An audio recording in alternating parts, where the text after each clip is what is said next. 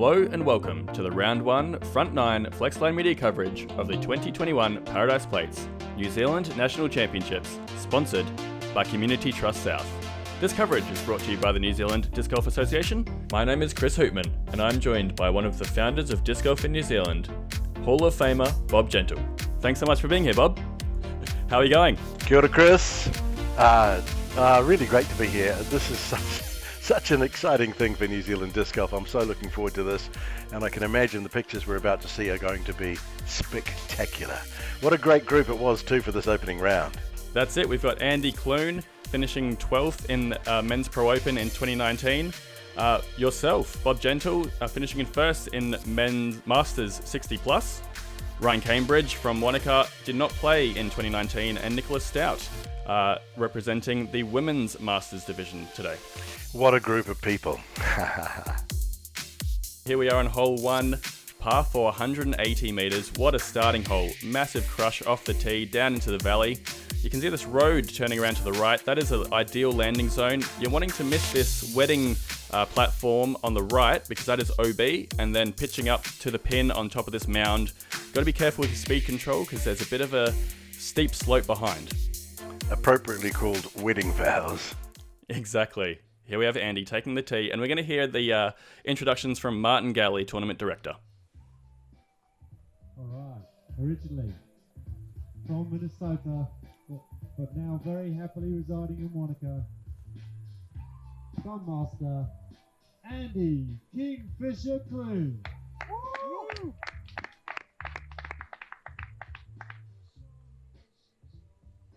Andy with a sidearm, right-hand sidearm, which was a smart throw on a hole like this if you had a decent sidearm. Yeah, the grass was always going to be a bit of a problem, wasn't it? Mm-hmm.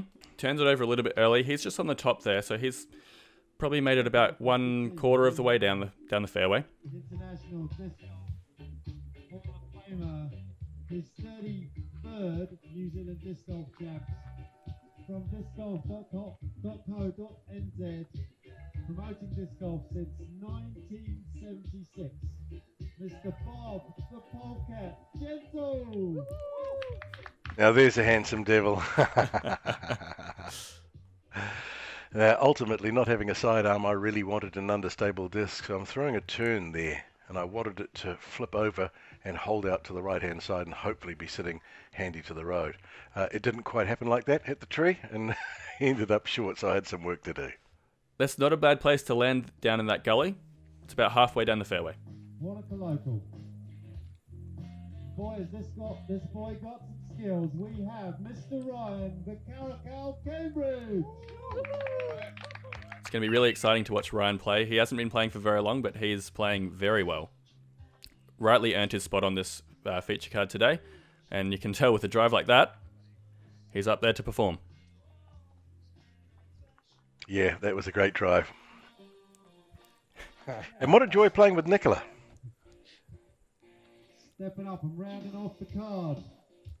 The potentially lesser known Stout, but definitely the best looking one. Nicola Comedian Stout. As Martin alluded to there, the mother of the Stout brothers, absolute powerhouse forces in New Zealand disc golf, and yep, their mum plays as well. It'd be fantastic to watch her tackle the course today. The two boys are spectacular players, aren't they? Yeah, definitely. All right, Nicola's second to get over that ridge. And that's not a terrible effort. No, not too bad at all. It was so great having spotters. Thank you to the Wanaka Club and the locals from Queenstown who spent their time spotting, because shots like this were very hard to find. Yeah, that's it. We're playing at the last tee time of the day, so we had a lot of cards that had finished their rounds and they came out to spot, which was wonderful. That looked like a thumber from Andy. Yeah, nice. Got it over the top. Ooh. Yeah, I had a bit of work to do there. Yeah, just avoiding the branches of the wedding arch. And you're on the edge of that hill. Yeah, I was looking up at the shot. Oh, Nicola, looks like that's turned a bit much. Ah. Yeah, and that's OB. Unfortunate. Yeah, the little wedding setting there. It's kind of a nice thing to have, though. It's an area you like to avoid. I'm not a big person on OBs, but they do come into play. And that's a nice up there from Ryan. Beautiful. Give himself a Yep. look at the basket. And that'll be a look for birdie. Yeah, exactly. It was a par 4, the opening hole. Looks like Andy's throwing his harp. Excellent upshot disc. And he shows us why. Oh, actually, maybe gets a bit of a roll. I'm not sure if he went too far down the side.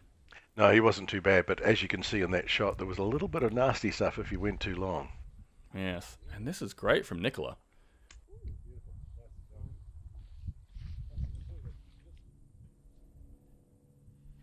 I remember looking at the shot and then looking past the basket and going, just taking in the awesomeness of where we were. I had to settle myself down before I played my shot. Yeah, it's hard to find a bad view around here as Ryan gets his birdie. Excellent start. Perfect start. It was great of Martin to do the shirts for us all as well. Yeah, if you're not aware, there's a Jungle of Fame which players can choose to adopt an animal persona. Just one of the features of the Paradise Tournament. Andy getting his par. These players also adopting characters. Oh, Nicola, just about. One more wheat mix would have done it. And a massive thanks to Hannah Joint Art for the animal illustrations on the creature card players' shirts today. Awesome touch.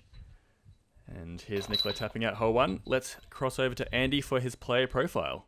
Hi everybody, my name is Andy Kingfisher Klun. My PDGA number is 109870.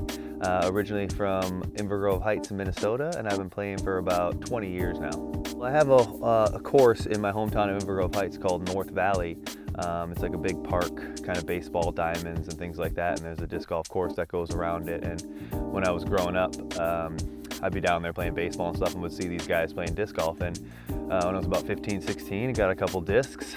Buzz was my first disc, and me and my buddies used to go out and, you know, hitting trees everywhere, but we were having a good time. And just kind of became a thing that once I start any sport, I just kind of really want to get really good at it. So I always was playing more and more and more. And yeah, it just kind of became a casual thing that I just did for about 10 or so years before I really started wanting to get really good at disc golf. I've been putting with a dagger for maybe 3 years now. Very committed to it, deep dish. Really, I have big hands, so I like the really deep feel of a dagger, and they're very glidey, so you put them on a line and they're just gonna hold that line for a very long time. Another one of my very important discs is my harp. Great for upshots. I've been throwing this disc for 3 years as well. Very confident with this disc, trust it for everything. Nice overstable putter / mid-range, I guess, since this one's so beat in. I can throw it kind of like a mid-range. And then one of my other favorite discs, which I actually lost the original one yesterday, which I'm gonna have to try to go find, but my Justice with my custom Tau disc, Kyle Martin stamp on here, Thor hammer. Very, very overstable mid-range that I throw a lot on forehand and hyzer shots, knowing that it's going to fade back to the right. Very consistent, and love this disc. Coming out to Paradise is just a really special place, simply because not a lot of people can enjoy this private trust land. And for us to get 110 people out here, this is my 4th time coming out actually 3rd time to play Paradise, 4th time coming out. And it's such a special place because Mount Aspiring National Park is just beautiful. You have mountainscapes all around you. You're shooting down dramatic hillsides, uphill sides. And it's just kind of a place where we all just hang out together and become like a big family for the weekend while we build this amazing disc golf course in such a special place in New Zealand. It's nice that he touched on the disc golf family there, which is what we are. Yes, very tight-knit community here in New Zealand. And onto hole 2, par 4, 165 metres. Kind of throwing through this marshland. The basket's on the little hill right down in the distance. It's hard to focus on the basket when you're distracted by the view, but you can see that person on the chair halfway down the fairway. That's a great landing zone to aim for. Yeah, for most of us mere mortals, that was a good shot to try and get out to that side and just give yourself a look at the basket further down the course. Once again, another par 4. Andy throwing a dynamic discs defender. Turning it over.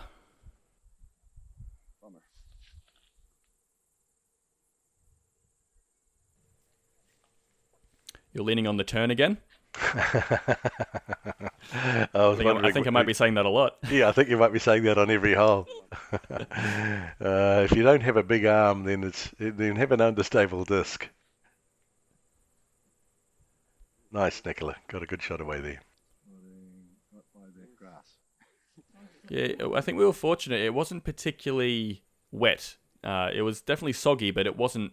You weren't getting wet feet down in that area. So no, I think there's plenty of times people will play this course, and if they're down there in that pampas grass that you can see, then you're going to be up to your ankles at least in water. But we were really lucky over the four days of the tournament to have stunning weather. So you're right there, Nicola would be standing in water. Oh, just didn't get enough turn on that, and looks like she's highs it into the bush. Might be a tricky third throw for her. It's always one of those hard things to judge.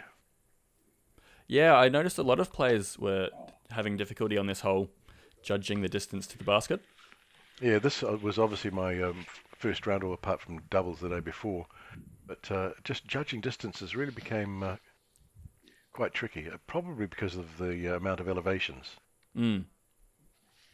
Nice up there from Ryan. He'll have a long look at the basket, maybe 15 to 20 metres out. If you're wondering what that nasty stuff is around a lot of the baskets, it is Madigari, and it is not a very pleasant thing to be stuck in.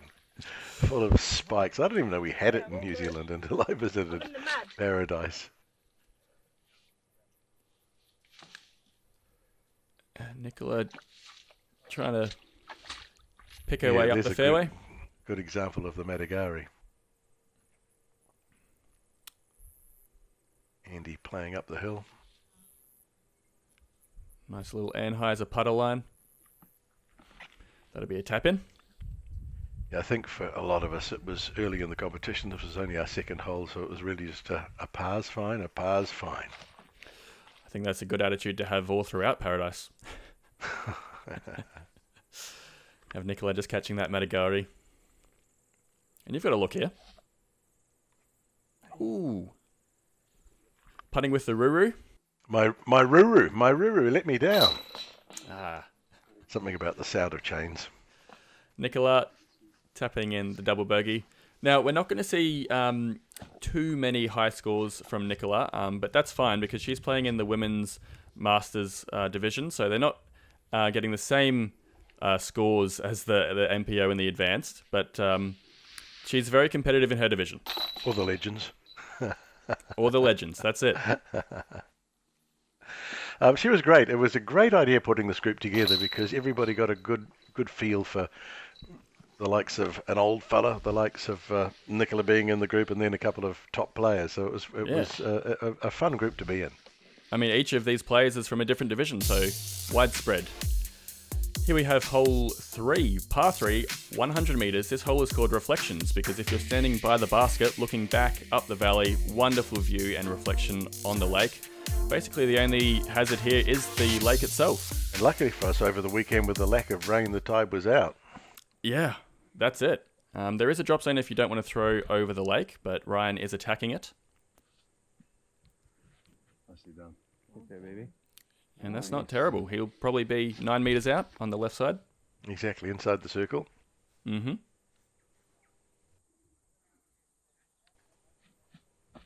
Andy, same thing. Down that right-hand side, let it fade back over. Nice and high. He'll be a little bit shorter and further out. Still attackable. Throwing your turn again. Yeah, surprise, surprise. I just thought, put it out to the right side over the road and let it fade back in. Just made it over the lake. Yep. And this is smart play by Nicola. Knowing that she can't make the distance, she opts to lay up. Yeah, that's good golf.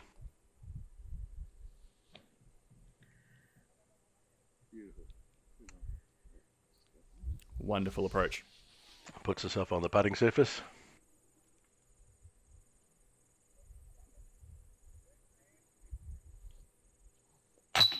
Oh, Andy was lucky he didn't go down that hill. Nice putt. excellent putt. And here we have a Vortica disc golf replay. Perfect hyzer angle. Beautiful. Wonderful Beautiful. putting. That was the link he was aiming at. That brings him to 1 under par. Let's see if you can make this awkward stance. Oh. Touch short. Now, interestingly, this hole played the easiest of the entire tournament. Yeah, I was looking through at the stats. It kind of surprised me, really. Yep. Played almost half a stroke under par. Ryan getting a nice birdie there. Yeah, that was a lovely drive. Moi with a tap-in. The stats that we have access to only includes the top 32 players, just because the individual hole scores weren't scored because there was no reception out at Paradise. So I had to break down all the actual paper scorecards, which took a bit of data crunching, but top 32. Here we have hole 4, par 4, 120 metres. It's about 70 metres to a layup zone, and then straight up a hill. Yeah, this was an interesting hole. When you stood on the tee and looked at the basket, way up above you, you had to do a little bit of thinking, which is great. That's the golf I love. You really had to think about where you wanted to be for your next shot. That's it. Here we have Andy throwing his defender. Yeah, this course was designed by Martin Galley and Simon Feasey, different to previous years, but I think a lot of the players really enjoyed this layout. I must admit I did enjoy these open holes more than the holes in the trees, probably on account of my scores more than anything else. But I'm guessing we'll get to that. This was a tough one for Nicola because to give herself a good posse for her second shot, it had to be a decent drive. It wasn't terrible. She's made it into that landing zone.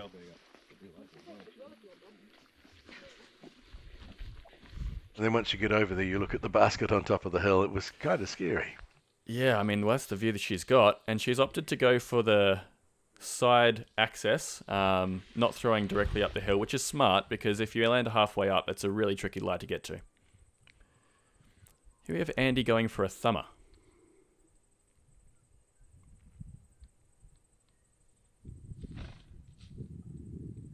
Good thing about the thumber is it's normally going to thump down and stay.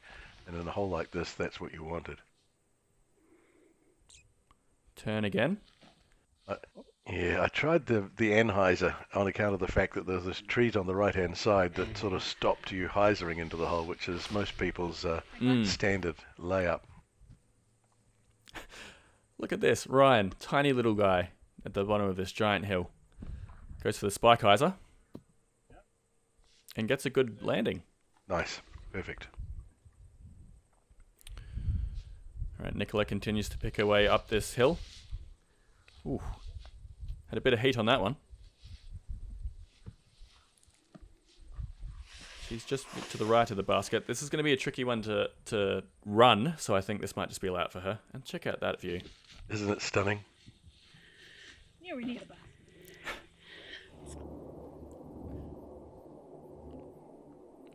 Andy also facing that difficult run. How many people get to play golf in a glacial valley like this? It is just stunning. Nice putt. Yeah. Nice putt, Andy. Andy getting another birdie to go 2 under par. That's good work there from Nicola. Played the hole smart. Yeah, very smart. It's always tricky in the first round too when you're not playing with other people in your division because you've got no idea what anybody else is doing. And you can feel a little bit demoralized, especially when your other players are scoring much higher than you. But Nicola's got a really good mental game, and she was super happy the entire time. She was. She was a great person to have in our group. Signature Bob Gentil tap in. Nice putt, Bob. Nice putt. The most epic tap in New Zealand.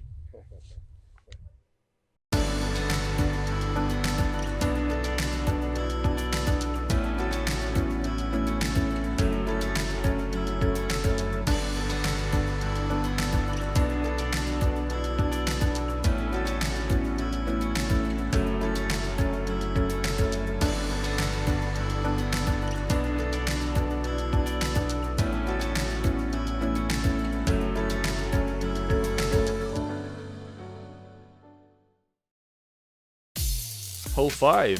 Smiley! Tell us a little bit about Smiley Smiley face, Bob. This is a fun hole. For years we've been shooting at a bush out to the left that James used to draw a smiley face on. But of course, over the years, baskets came along and we've changed to baskets. This is, I think, the 21st year we've been playing out at Paradise, so it's quite spectacular. But thank heavens they had a drop zone, because a lot of people decided just to head to the drop zone for, I think it was 3 to the drop zone on this hole. But it was a smart move, because you had to get over a lot of, shall we say, shite. Yeah, there's a lot of stuff down there you don't want to end up in. We've got Martin out there spotting for this feature card. TD putting in the effort. Looks like Andy's gone long. Put himself well into the open. Oh, that'll be the turn. Is it turning though? Not quite. And here we have Nicola. She did decide to go to the drop zone, which is smart. She knows her game.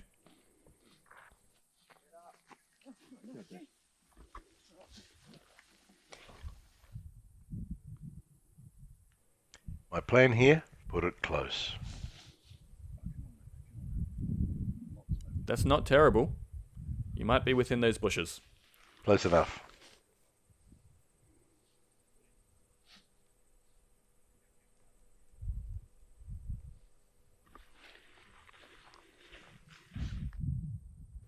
Andy's got a nice gap between the bushes. Yeah, it's one of those things, and once you shoot off the hill, it takes 3 or 4 minutes to walk down from the hill. You've got no idea of your lie till you get there, so it's kind of a pleasant surprise if you find yourself with a gap between you and the basket. Ooh, not a terrible bid there from Nicola. Let's see. Can you get the 3? Wonderful, great par. Shooting even. It's kind of funny, isn't it? Quite often when you're forced to shoot down an alley or whatever, you do really well, just because you've got something to actually sight, I suppose.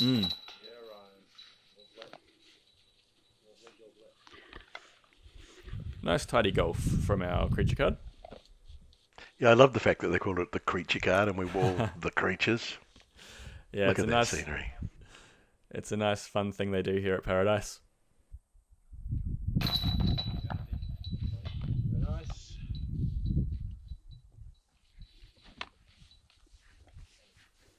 And yeah, Nicola making her way over. Nicola the Chameleon Stout.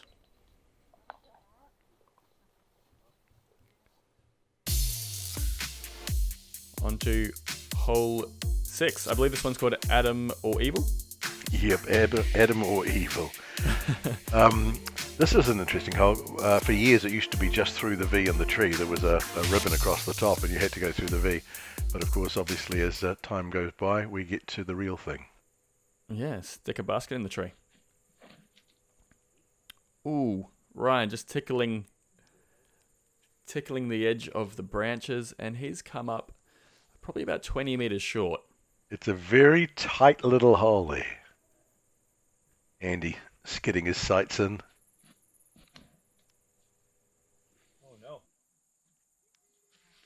Looks like it's flipped a little bit for him. Oh no. Yikes. He's trickled through that bush. He should have a little view to the basket, though. What's this from you? This is a coyote. It's an Innovatus they don't make anymore. But that was their first run coyote, which I really like. It's one of my favorite discs, so it's a bit sad they don't make it anymore. Very, very bold of you throwing it at Paradise. Whole bunch of lost discs out here. Certain spots in this course are absolutely black holes for them. Ooh, Nicola just scraping through the gap as well. It's probably going to fade out a little bit further than she likes. What you're playing for. But it's safe out there. It's safe out there. Now we rope ourselves together and get down the hill. Nice, under the basket. It was one of those baskets you had to think about because being directly left or right of it, you had tree in the way. So you really wanted to be in front or behind it ultimately for your putt. Andy giving that a fantastic bid. And yourself. Nice shape. A little bit more height might have done it. Ryan tickling some branches, but I'm not sure if that Yeah. had the legs to get there anyway.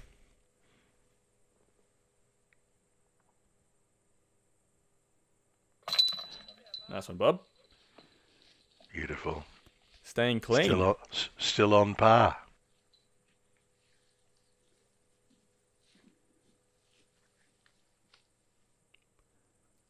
Yeah, so a little bit of a background about the Jungle of Fame, I suppose, is where everybody gets their animal name. It's a bit of a ceremony that happened on the Saturday night out at the Garden of Eden campsite here at Paradise. Bit of fun for the competitors. All the new inductees have to stand up in front of the fire and announce who they are and what they do. Yeah, I unfortunately wasn't able to attend, but by all accounts, it was a good time. Oh, it is. It's a lot of fun. On to hole 7, par 3, 135 metres, directly downhill, and placement is key because it's on the top of this little ridge line, and there's a fence very close behind the basket, which is OB. On top of that, the tree you can see to the right of the picture now is a disc catcher. And it's in right on that hyzer line. Straight and direct from Ryan. Unfortunately, not quite straight at the basket.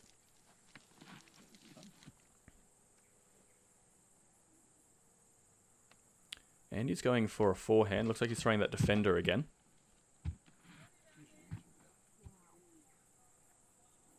Which wasn't silly, actually, on account of the fact that it takes the tree out of play.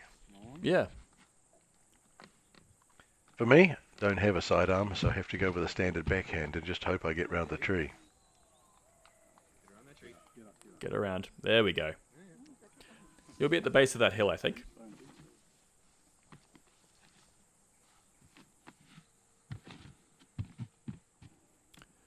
Nicola doesn't quite have the power to get around the tree, but she's just going to land down on the flat there and pitch up. Put herself somewhere where she's got good footing and a good way to play up the hill. And what an upshot. A beautiful upshot. She played such smart golf, just good thinking golf. And that's what this course was all about.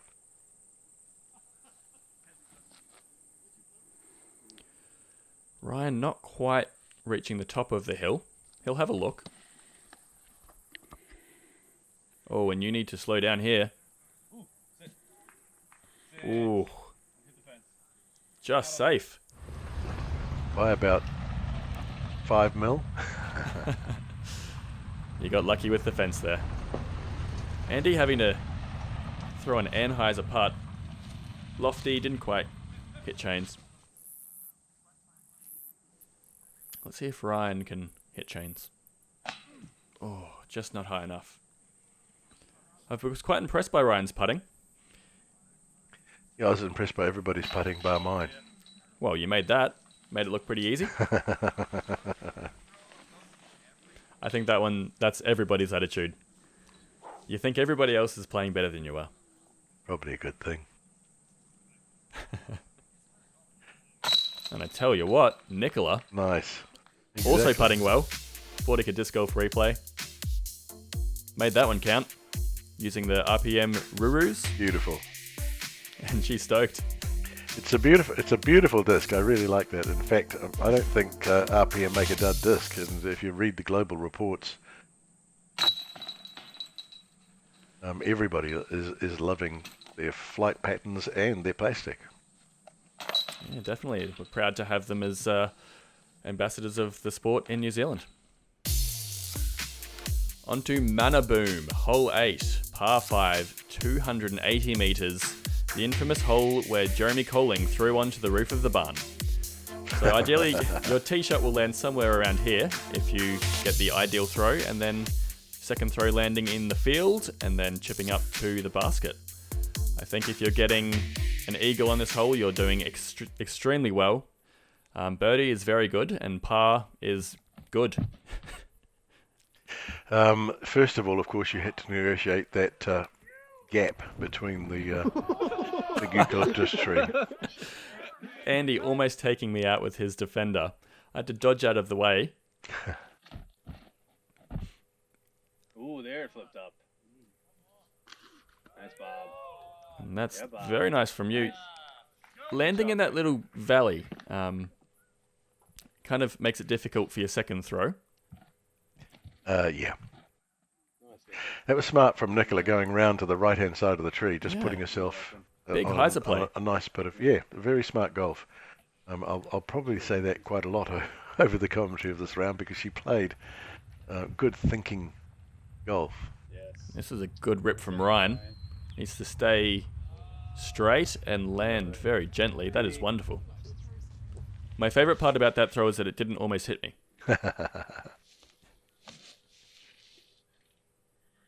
This also looks good from Nicola.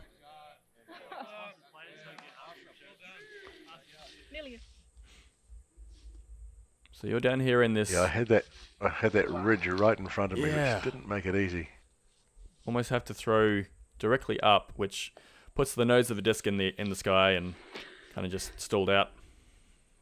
But for me, really, it was just about giving myself a good footing and a nice place to shoot my third. And that you have. Ryan's kept this low, hitting those tussocks.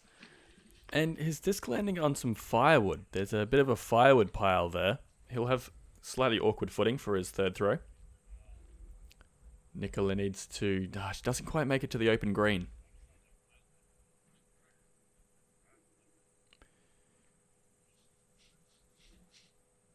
Ooh, looks like Andy's turned this. Ooh, maybe fortunate to hit those trees. Sometimes a tree is your friend. That's a smooth throw, Bob.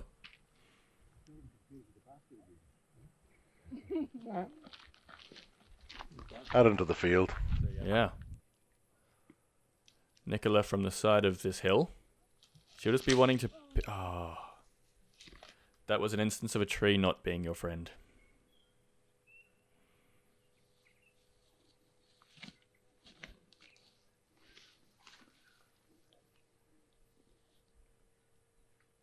Beautiful autumn colours too. It was just such a special time of the year to be down there, wasn't it? Definitely should be on everybody's bucket list when they visit New Zealand. Glenorchy, Queenstown, Paradise.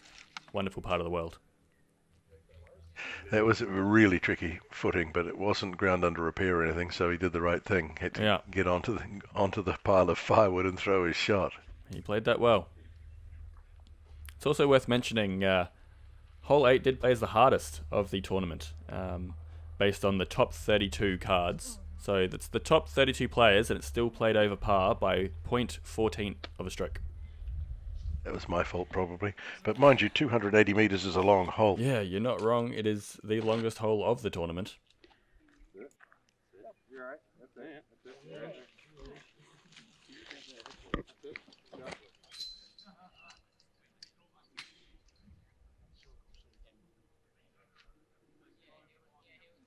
Bob's going, put it close, just put it close, just put it close.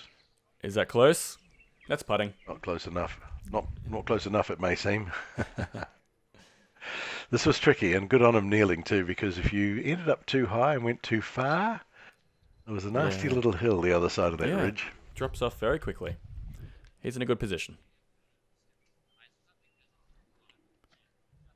And that's a sensible up from Nicola. Taking the putt completely out of the equation. Frisbee Central in the background. Yeah, it was a nice little setup for HQ there. The old school hall and some tents to create the festive mood. Just thought I'd try and divert your attention while I miss my putt. There we have Andy tapping in his par. He's still at 2 under. Playing some nice clean golf though. Ryan getting the 5. Nice run. Yep, also at 2 under par. And Bob getting the 6. Yep, bogey, unfortunate there. It happens. Yeah, it's a very tricky hole. And we'll see Nicola tapping in for her triple bogey. And let's hear about you, Bob. Hiya, I'm Bob Gentil, PDGA number 8505. I'm from Auckland, New Zealand, Takapuna, North Shore. And how long have I been playing disc golf? Started probably in the early 70s, and then officially from the mid-70s on, once we found out about organised disc sports. And it wasn't till 1977, I'm pretty sure, and we were in Hawaii doing some charter work for about 2 months. And I just happened to hear a thing on the radio one day. We were sitting at the Alawai Marina, and there was an ad came on the radio and said, don't forget this weekend at Konopali Park, which was only along the beach from where we were, the International Frisbee Association is hosting the Hawaiian Champs. I went, what? Organised Frisbee games, what? And so, of course, that Saturday I was along there first thing just to have a look and see what happened, and I met a lot of the people that have now become sort of legends of the game. One of the greatest things about disc golf is it gave me a big new international family, and anytime you get out with those people, it's extending your thing. But probably my favourite memory is playing with my sons. I've got 3 boys, and my youngest has played since he was only about 5 years old, and he's a very good player as well. And probably my favourite memory of disc golf is just getting out and playing with him, just playing disc golf with him. My newest favourite disc is this. It's the Kotuku from RPM, and it's just becoming a nice, steady, regular disc in my hand. It feels good. It doesn't feel like it's going to go a long way, but it feels like I can control it. And so this is fastly becoming a favourite disc of mine now, which is the RPM Kotuku. This is another favourite. This was given to me by a good friend of mine in the States, David Greenwell, and we used to use it to warm up. And it's just a beautiful, beautiful, lovely big disc that flies and flies and flies and hangs in there. And it's probably just the association with the events that I played with David and the places I went with him that makes it a special disc for me. So that's probably another favourite. This is an AVR, an Innova AVR, that I've had for years and years and years. When I was importing discs back in the 80s and 90s. This was one of the discs that the factory sent me as an extra one time, and there was a whole bunch of them. And funny story, in 1999 I was playing in La Mirada in Santa Cruz in California, and the year before the World Disc Golf magazine had asked me to write a story about disc golf in New Zealand. And I put a photograph of this disc sitting in a basket with Mount Ruapehu in the background, and I took a photograph looking through of someone else putting, and it was just one of those beautiful scenic shots. And anyway, I get to my tee to start, and it's top of the world at Santa Cruz, and I'm waiting there for my guys to turn up, and this guy turns up and goes, "Yo, you're Bob from New Zealand?" Yeah.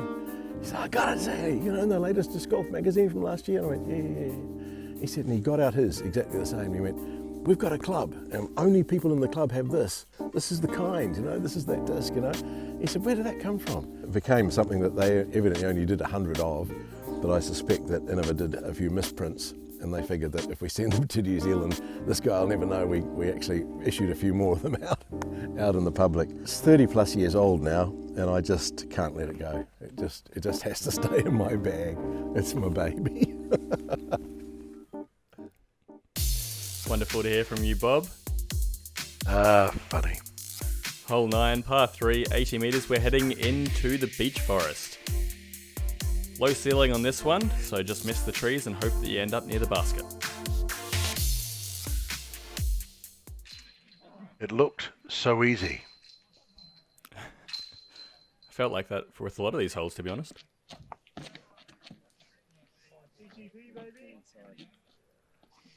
Well, Andy manages not to hit anything and ends up long of the basket in this little swamp. Back door. Yeah, once again, luckily without the rain, there's no water in the swamp. Ryan also managing not to hit anything, but he's come up short.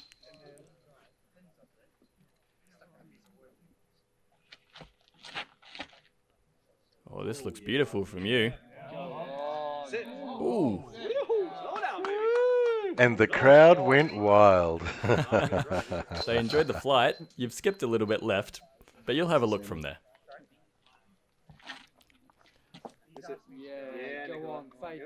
Some body English from Nicola wanting it to get left. And that's not a terrible result. No, not too bad at all. Oh, I said that too soon. Having to get around this tree. So that was A layup, unfortunately. Let's see if Andy can capitalize on his lucky break. Oh, good bid. Great height, just a little bit left.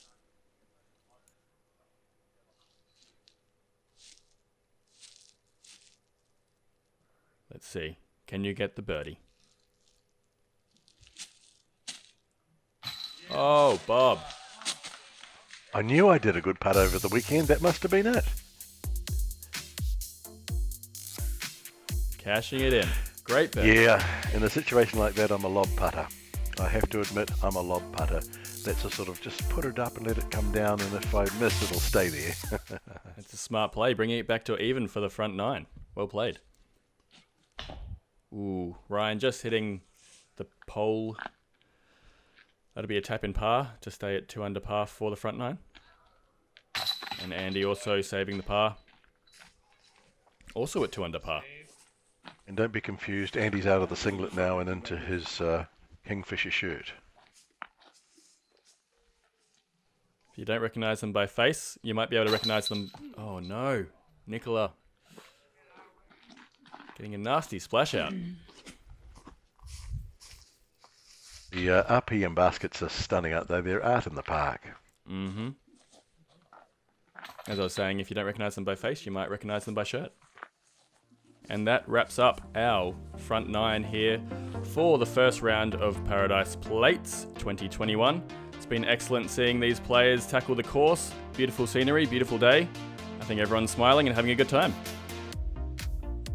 Here we have the overall leaderboard through 9 holes. Ben Will Lake from Queensland leading the pack at 5 under par. Then Jackson Sullivan, Tom Mackay, Simon Feasy all tied up at 4 under par in second position. And then there's a lot of people tied in 5th with 3 under par. Thank you so much for watching the front 9 here at Paradise Plates. As we head into the beach forest for the tricky back 9, we'll see you there soon.